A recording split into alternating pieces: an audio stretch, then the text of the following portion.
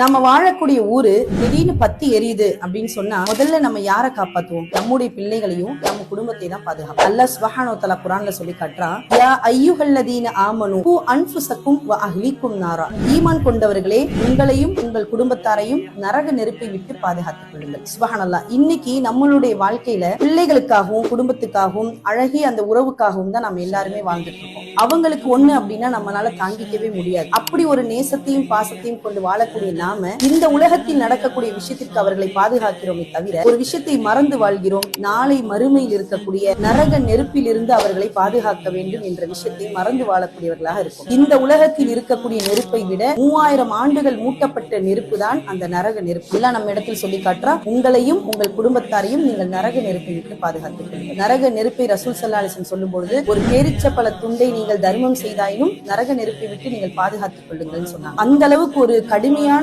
விஷயத்தில் இருக்கக்கூடியதான் அந்த நரக நெருப்பு என்று சொன்னால், நம்முடைய குடும்பத்தை, நம்மளுடைய வாழ்க்கையில் நம் குடும்பத்தினர் அனைவரையுமே நரக நெருப்பிலிருந்து பாதுகாக்கக்கூடிய காரியங்களை இன்ஷா அல்லாஹ் நம் மக்களுக்கு சொல்லி தரணும். அதை போன்ற ஒரு வாழ்க்கையை இந்த உலகத்தில் வாழ்ந்து அவர்களோடு இன்ஷா அல்லாஹ் நாளை மறுமையில் குடும்பத்தினரோடு சொர்க்கத்தில் இருக்கக்கூடிய வாய்ப்பை பெறக்கூடியவர்களாக நாம் இன்ஷா அல்லாஹ் இருக்கணும். நரக நெருப்பை விட்டு நாம் அனைவரும் பாதுகாத்துக் கொள்வோம். அஸ்ஸலாமு அலைக்கும் வரஹ்மத்துல்லாஹி வபரகாத்துஹு.